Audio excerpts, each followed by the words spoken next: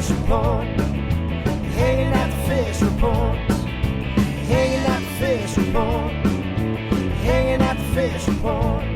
For your latest news in high school sports, tune in to the fish report. Don't need no bed, don't need no pull when you tune in to the fish report. Hanging at the fish report. Hanging at the fish report. You got Craig and TK and Head that tune in at the fish report. Coming to you live from Studio F in Russia, Ohio. It's the Fish Report Live Show with your hosts, Craig Fissinger and Ken Francis.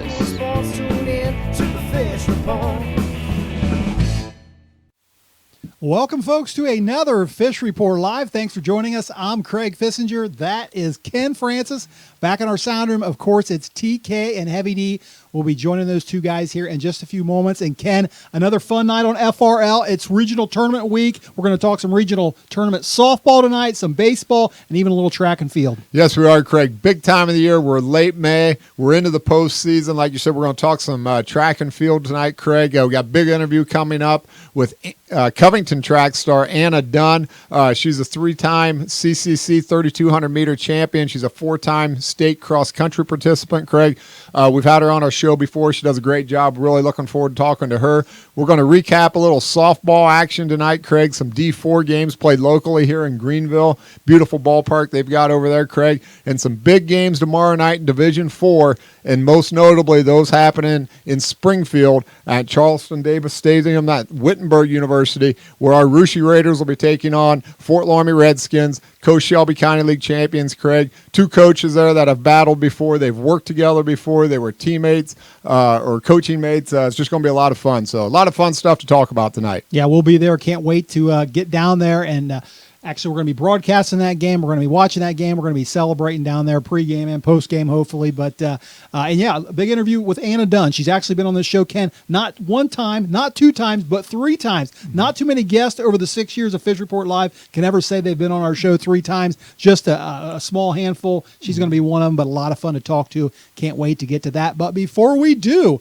just like we do here every week on Fish Report Live, we have our weekly poll question. And speaking of baseball, that's tonight's poll question. That's right, Craig. We're going to go to the Southwest Regional, Craig, and we're going to ask our viewers out there tonight, which of these four baseball teams do you feel will advance to the state tournament next weekend in Columbus? Is it the Russia Raiders, the Fort Laramie Redskins, Newark Catholic, or Tri-County North? Of course, four great baseball teams, Craig, four traditionally very strong baseball teams right there in this regional. And, it's just going to be some fantastic games, three great games coming up in Springfield over the next couple of days. That's quite a haul for Newark Catholic to come over to Wittenberg University. I don't recall them ever coming over before. Is that just something that just happened this year, or do you know anything about that? It will be their first visit this year, Craig. It used to be traditionally always the team from up north out of the MAC, or it may have been Convoy Crestview, or one of them teams, Minster, for example, would come down. Last year they changed that. They grabbed a team out of Columbus last year and brought them over. This year they've tweaked the regional again a little bit. Perhaps a little politics involved. I don't know how it comes up, but the teams from the Shelby County League, the teams from the CCC and down around the Cincinnati area, three of those four always represent the regional. The fourth team lately has been kind of a wild card, but this year it's Newark Catholic. All they've done, Craig, is probably win 10 or 12 state championships. Traditionally a very good baseball team. Yeah, I was going to suggest the OHSA, maybe they could play that Russia Fort Laramie game in Newport, perhaps, behind the church there. There's that would be nice. Nice ball diamond back there, but I suppose Newark Catholic, Tri-County North may not want to come up to Newport. Probably that would make it interesting, Yeah, I think it would too. So anyway, let's get things going tonight, Ken. Let's bring in our sound room guys. Like we said, we're going to start talking a little softball, and as you said, some Division 4 action going on tonight. A Division 3 team that we are interested in, and I want to check in with Heavy D for that because I know you are a big softball fan, and you've got the report on everything that happened today in the regional semis. Yeah, a couple big games by some local teams in the Division 4 Southwest Regional, Craig and Ken.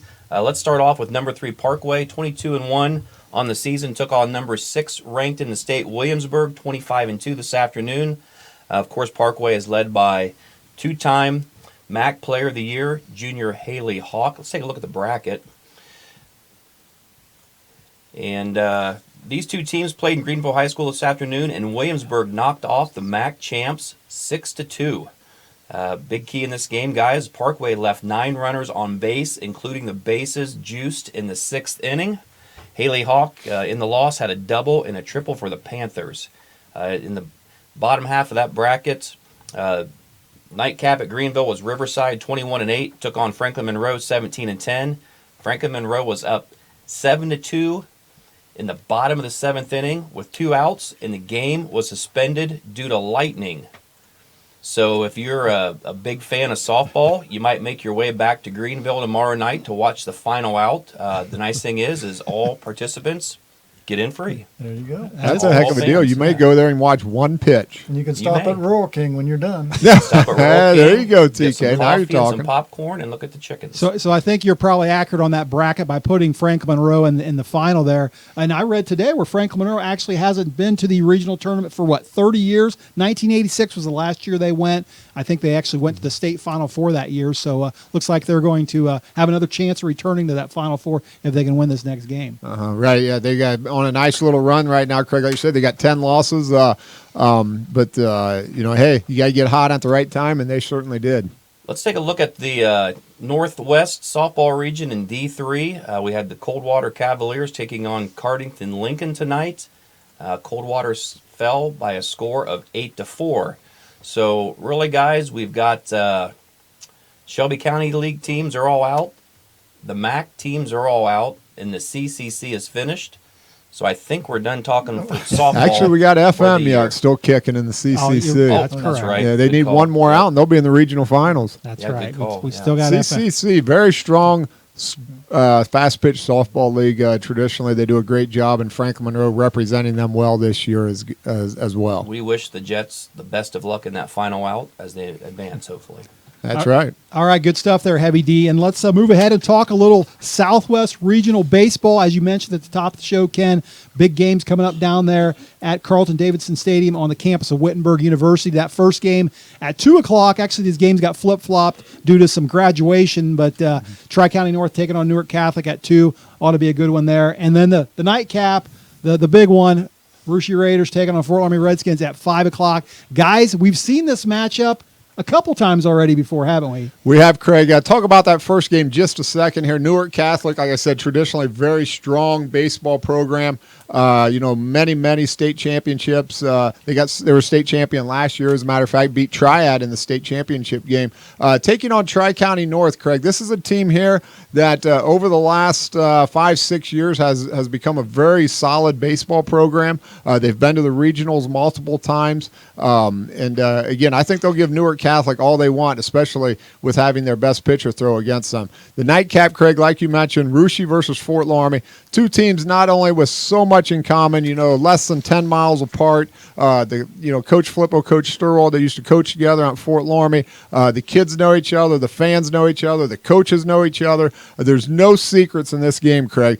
Everybody pretty much knows the most part about the other team, and it's going to be a great one. Fort Laramie, of course, beat Russia both times in the regular season this year. Scores of 3-2, 4-0. The last time these two teams met in tournament action, Craig, was a couple years ago. Russia got the best of Fort Laramie back then. So anything can happen. No secrets. Coach Sturwell, Coach Flippo, two great coaches, two great programs. It's going to be a fun one to watch. TK, I know the discussion all week, at least amongst Russia fans, has been who's going to pitch, and we've seen in both those first two matchups, Hunter Cohey going against Jared Mittendorf, and everyone wonders, should you go with your two aces again, or do you shake it up? Question of the week, isn't it? You got to think, go with the guy that's hot. Hunter just came off a really good game against Lehman. I know it was a team effort. Hunter Cohey and Jack Daypore came in and actually got the win as that went to 10 innings, but both of them pitching very well. A lot of strikeouts, those two leading the league in strikeouts, hard-throwing guys. You got to wonder, the two losses, Hunter was in there, but, third game, hard to beat a team three times. They say that. It's on a neutral field. One thing we talked about before the game, a lot of youth on Fort Laramie's team. Do you get Can you get them rattled in a big game like this, or are they so young that they don't realize what they're into? A lot of stuff's going to happen in this game. It's going to be interesting who can keep their cool when they make the first mistake, who doesn't crumble and bounces back from that mistake. And Roosh could go a lot of ways with pitching as well. Do you throw a lefty in there? It's an interesting question a lot of people have been asking, or do you stay with your ace of the bullpen? And, like we say in tournament time, you play to win that game. Don't play to win the next game. So we'll see how Coach Flippo brings that out tomorrow when we watch the warm-ups before the game. So it should be interesting, as Ken said, and a lot of stuff on the line, pride as well as a big chance to move on in a nice tournament. You mentioned Rushie's lefty, and of course we're talking about Daniel Kearns there. Saw him pinch against state-ranked number 3 Newton last Saturday, and much like a Jared Mittendorf, a lefty throws a lot of off-speed stuff, and I don't know how many fans, former players, coaches I hear say, just give me a bat. Let me hit against this guy. I know I can hit him, yet nobody can. Yeah, that off-speed stuff keeps the batter off balance. They're always out on their front foot. I seen it a little bit last night. Craig Rushi played a very good Chaminade Julienne team. Rushi threw a left-hander out there, not with a lot of velocity, had him off balance all night. But one thing I want to point out here before I turn it over to Heavy D here, you look at the rosters, you look at the starting lineups. Fort Loramie, very young team. I've said it for a long time. This sophomore class at Fort Loramie's got tons of talent. They're going to start 6 sophomores tomorrow. Rushi's going to be starting 5 seniors and a couple juniors and a sophomore too. So Rushi's got the advantage on the experience. Loramie, though, very talented, very young. When you put those two teams together, Craig, anything can happen. But I'm going to tell you right now, the team that plays good fundamental baseball and doesn't make the big mistake is going to win the game. One big error or a couple walks or whoever can maybe get the clutch hit with a couple guys on base and hit one into the gap, that team's going to win the game. And you shake it all out, it's going to come down to about 3 or 4 plays over 7 innings that are going to decide who's going to win that game. And that's what's decided those first 2 games, as we saw for the most part this season. So, Heavy D, you got anything to comment? A lot of good conversations at graduation this past weekend. I heard the senior coffee club up at the Gathering Place in Russia. A lot of decades, centuries of baseball experience there. They say go with the young lefty, let him throw the junk and let him mix it up. Then you talk to some of the parents of some of the ball players. They're like, nope, you got to go with the fastball and the strength. I don't know. It should be a lot of fun, though. Yep. That's what makes it great. You sit around and talk about it and what you can do sitting around at the coffee house. That's right. So. Well, for those of you that can't make it to the game, tomorrow Fish Report is teaming up with the Fort Loramie Sports Network to broadcast the game live. Assuming that the 5 o'clock game is on schedule with the weather, we plan on starting the pregame about 15 minutes beforehand, around 4:45. First pitch again at 5 o'clock. I'll be teaming up with Tom Weisner over there to bring you all the action. If you want to tune in, you can go to the Fish Report website tomorrow. We'll have the link on there. Otherwise, you can just go to the Fish Report website, click on the streaming link at the top, and that will bring you the action as well. And that's going to do it for the first half of our show, guys. We're going to take a short break, but stay right there, viewers, because when we come back, we're going to talk some regional track and field, including that big interview with Covington star Anna Dunn.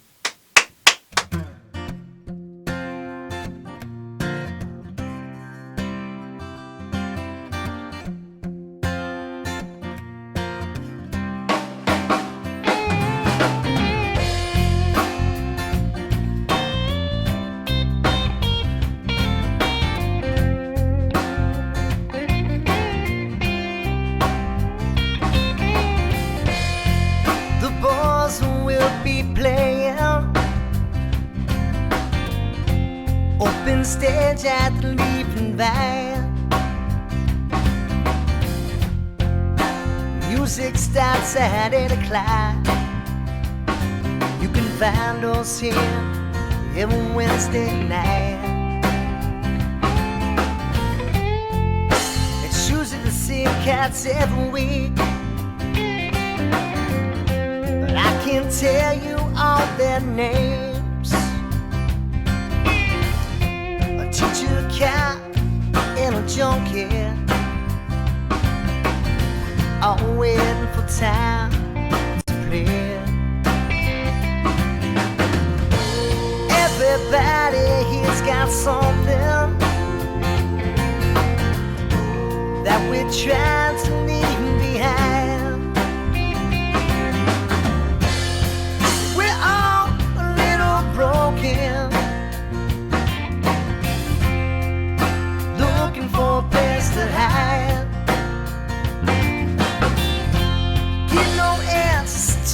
ask any questions. We're all here just looking for a high. And we're all beautifully broken here tonight.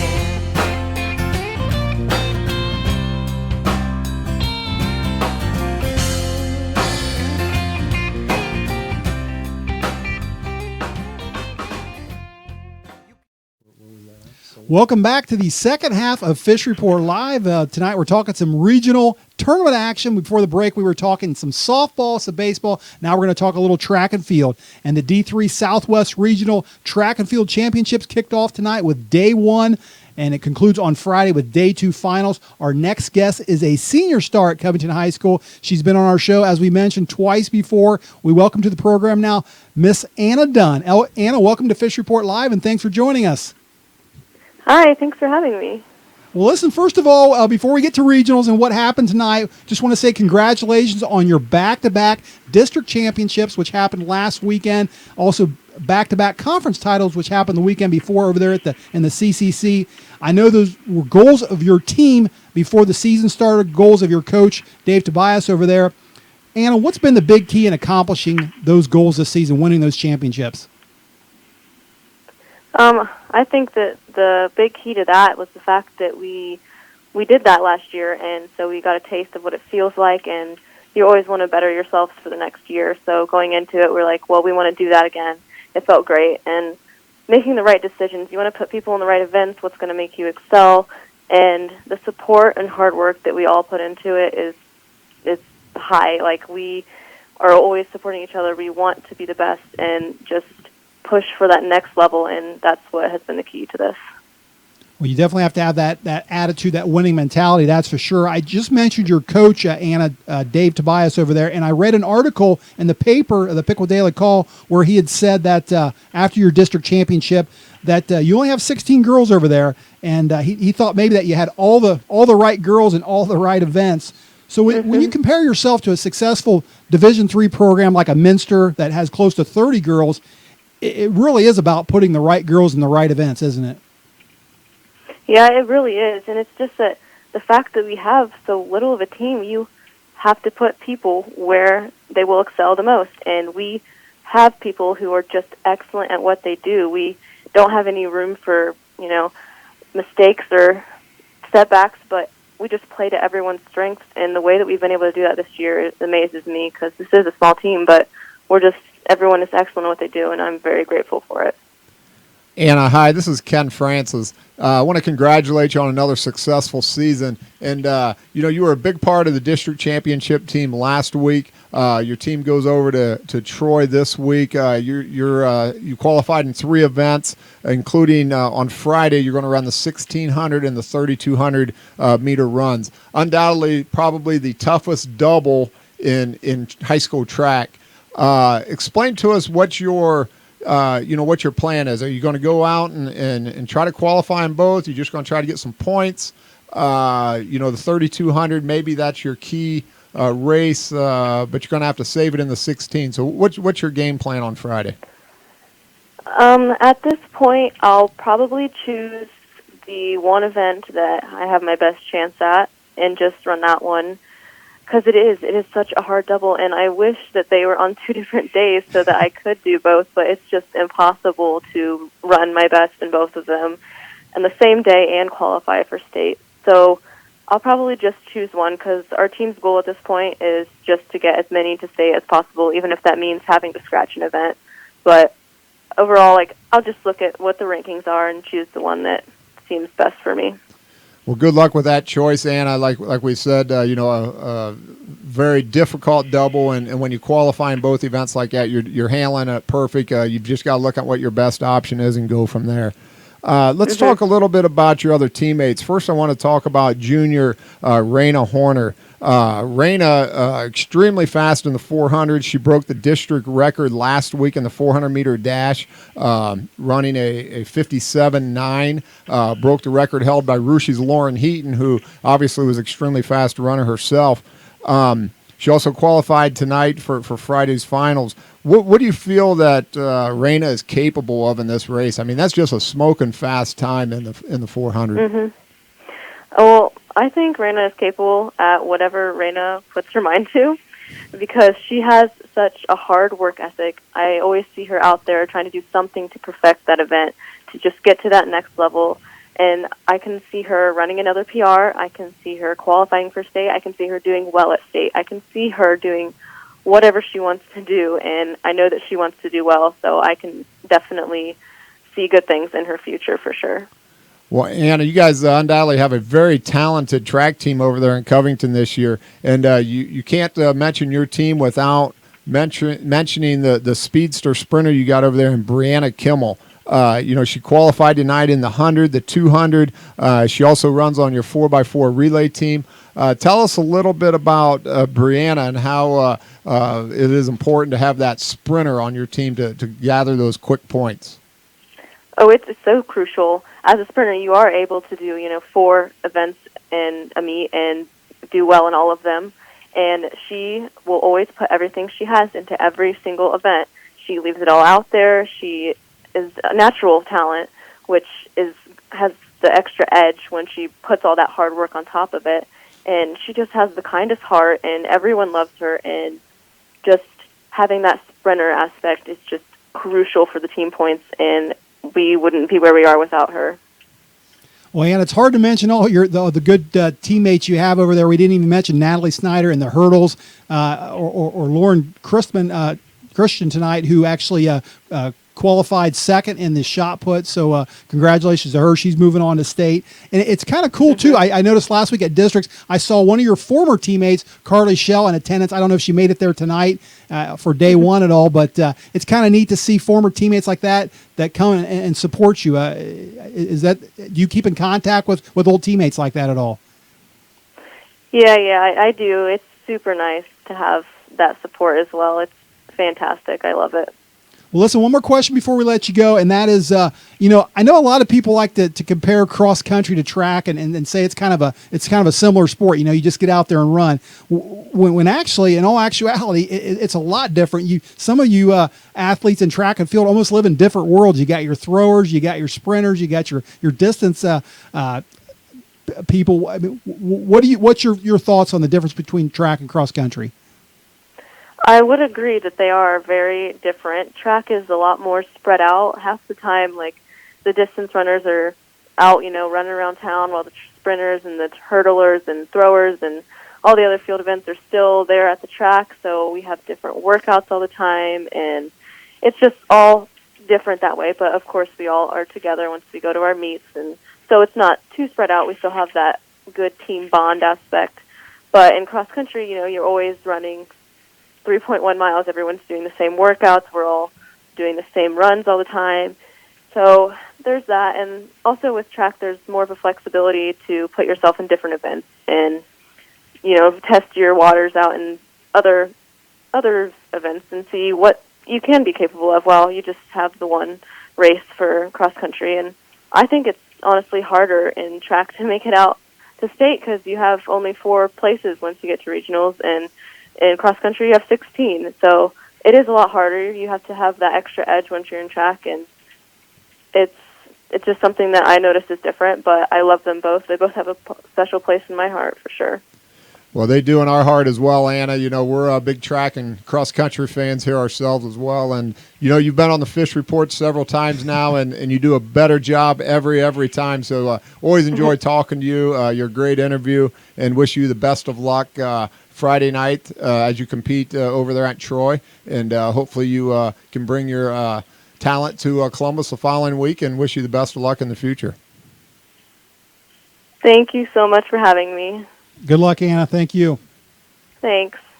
All right, that was Covington track star and senior Anna Dunn. Ken, as we've said a couple times already, 3rd time on this show. Not only is she a good athlete, just a lot of fun to talk to, and she's actually going to Wright State University to run with a Rushi alum over there and Molly Kern. So looking forward to seeing those two compete together. Yeah, that'll be fun. TK back here in the sound room. He'll be able to see her run a few times, I'm sure, over the next several years. So good luck to her over there, and they got that Wright State program heading in the right direction.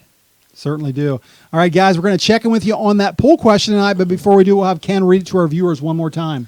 Well, we're going to ask the sound room guys for some results here, and I'm interested to see what they come up with from our viewers tonight. But which baseball team do our viewers feel the Southwest District will regional actually will advance to state? Will it be Russia, Fort Loramie, Newark Catholic, or Tri-County North?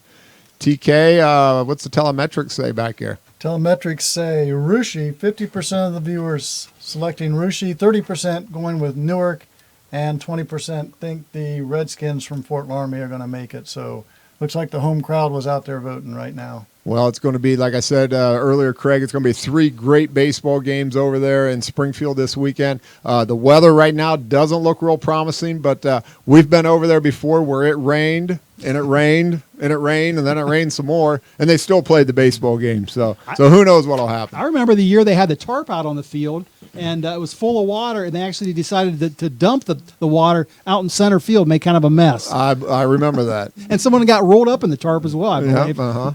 Well, hopefully we avoid any of that stuff on Thursday night, and that's going to about wrap it up for us tonight, guys. I guess we, this is our second last show. Next week is the season finale, and we've already got our guest interview lined up for next week. I guess we can tell them who it is, Ken. Well, Craig, we're hoping it all works out. Right now, he is confirmed. And, Craig, this guy's been on our show before, but he's a little more famous now than he was several years ago, Craig. And we're going to be interviewing live on Fish Report the 800-meter Olympic bronze medalist from Rio in Clayton Murphy. That's going to be a fun interview. Yes, it will. The guy is, he runs for Nike now. He runs professionally. He's had a fantastic career already, Craig, and he's anchored some really good U.S. relay teams. He's been running the 1500 a little more now, and really looking forward to talking to Clayton and seeing what he has to say to all of our listeners out there. Yeah, he was busy tonight. He had some kind of Facebook Live thing going on where people were asking him questions. As a matter of fact, we tried to get him on this show in the fall during cross-country season, but I don't know, he had some little photo shoot with Nike or something. I guess they wanted to put him in some magazines or on some billboards or something like that. Yeah. So I guess that took precedent over Fish Report Live, and I can understand that. We told him we'd get him in the spring. So anyways, he's lined up. Hopefully it all works out. Clayton, if you're watching us tonight, really looking forward to having you on the show next week. All right, and with that, we want to say special thanks to our guest tonight, Anna Dunn, again for appearing on the show. Ken and I and the crew will all be back again next week, same time, same place, for the Season 6 finale of Fish Report Live. Don't miss it. Have a good week, everyone, and good night. Hanging at the fish report.